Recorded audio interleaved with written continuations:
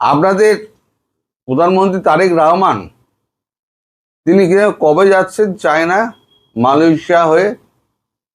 তিনি বোধহয় 21 তারিখ মালয়েশিয়া যাচ্ছেন। সেখান থেকে 22 তারিখ রাত্রিবেলায় চায়না উড়ে যাচ্ছেন। 23 তারিখ তিনি নামবেন। চায়নায় কার সঙ্গে দেখা করবেন উনি জানেন, কারণ চায়নার যিনি বিদেশ মন্ত্রী ওয়াং ই, তিনি তো ভারতে আসছেন 23 তারিখ, 22-23 উনি থাকবেন ব্রিক্স নিয়ে কথা বলতে। তো এখন এনডিটিভি ওয়ার্ল্ডের তো খবরটা ছড়িয়ে গেছে।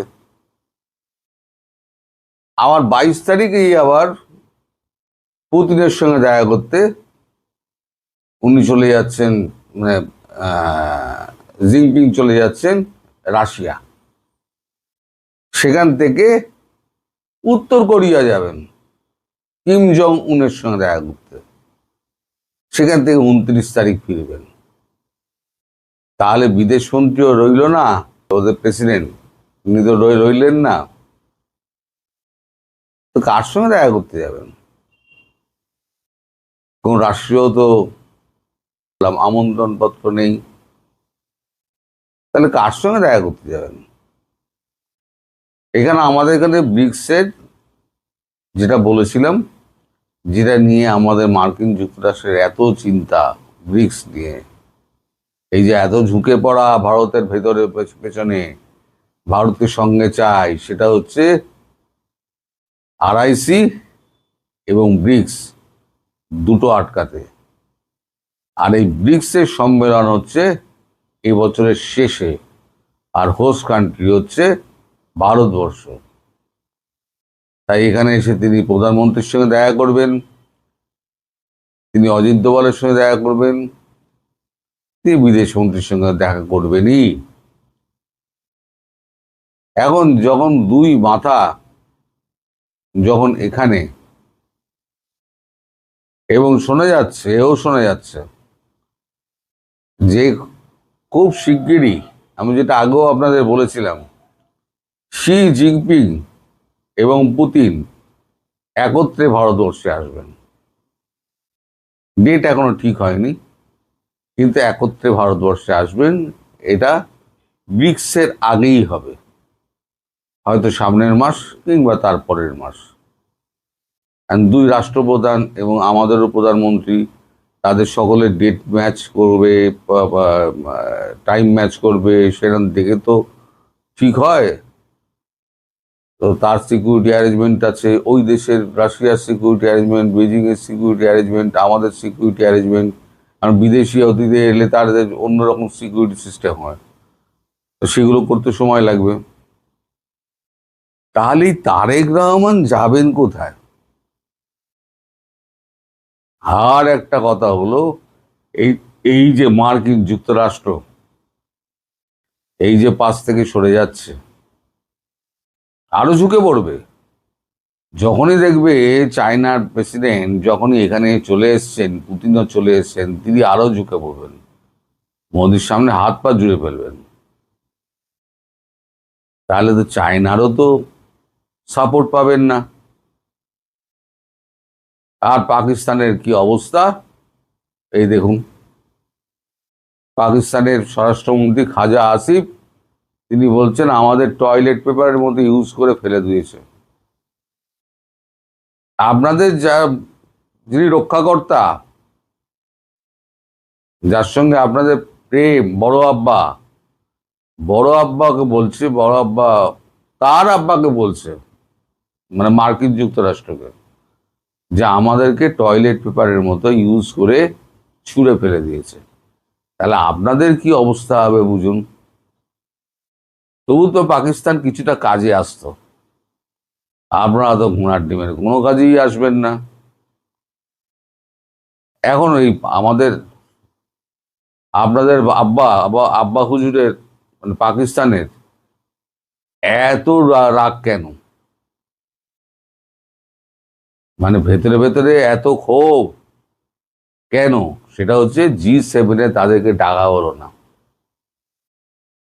আবার এই যে ইরানের সঙ্গে যে চুক্তি স্বাক্ষর হতে যাচ্ছে তাতেও পাকিস্তানের নাম নেই।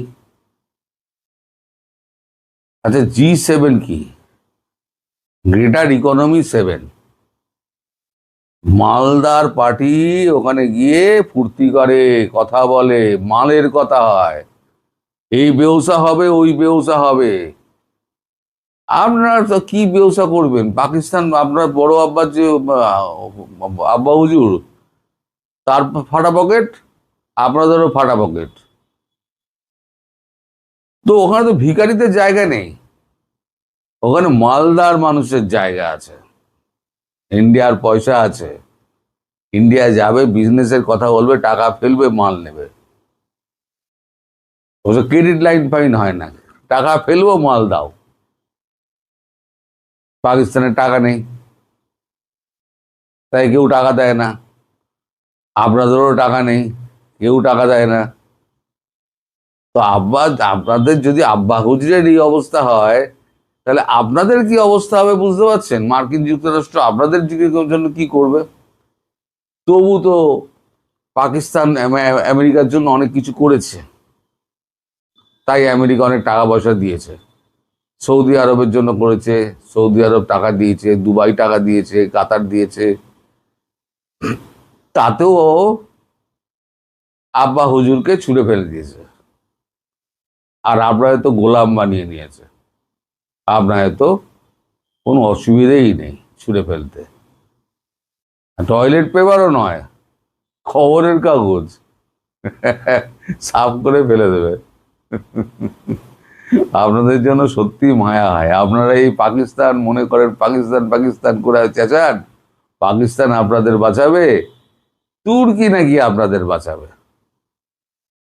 একটা ধমক দেবে মার্কিন যুক্তরাষ্ট্র, ওই এরদোগান না, ওর সমুদ্রে ঝাঁপ দেবে, বা 42 তলা যে বিল্ডিংটা হয় সেই বিল্ডিং এর ওপর থেকে ঝাঁপ দেবে ভয়ের চোটে। আপনাদের পাশে কেউ নেই, কেউ নেই, আশপাশ দেখবেন। আর শেখ হাসিনার ফেরার দিন খুব এগিয়ে আসছে, খুব তাড়াতাড়ি এগিয়ে আসছে। কারণ মার্কিন যুক্তরাষ্ট্র যদি এখানে সদর্থক ভূমিকা পালন করে, তাহলে কিকের পর কিক, কিকের পর কিক, কিকের পর কিক, এই কিকে সব আপনারা বেরিয়ে চলে যাবেন। সেই দিকেই যাচ্ছে আমার মনে হচ্ছে, যেরকম হাবভাব দেখছি। দেখুন আপনারা কি করবেন। এই জামাত, বিএনপি, এরা কি করবে? পৃথিবীর কোথায় যাবে, কোথায় গিয়ে আশ্রয় নেবে?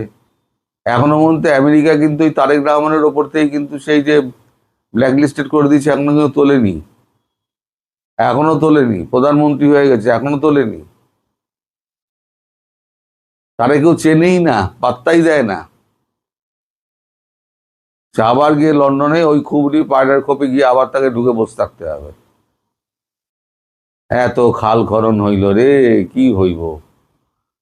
জলই যদি না থাকে তাহলে খালে জলটা বইব কি করে? জলের জন্য যে দরকার যেটা, সেটা হচ্ছে আপনার এখানে এসে গঙ্গা চুক্তি নিয়ে কথা বলা। আসল জিনিসে আপনাদের মন নেই, আপনারা লোক দেখানো কাজ করেন। খাল খনন হচ্ছে, একদিকে ভালো, পরিবেশ ভালো হচ্ছে, কিন্তু অন্যদিকে আবার যে মানুষগুলোকে উচ্ছেদ করছেন খাল খননের নামে, তাদের কথা একটু ভাববেন। সবাই ভালো থাকবেন, সুস্থ থাকবেন, সাবধানে থাকবেন। নমস্কার।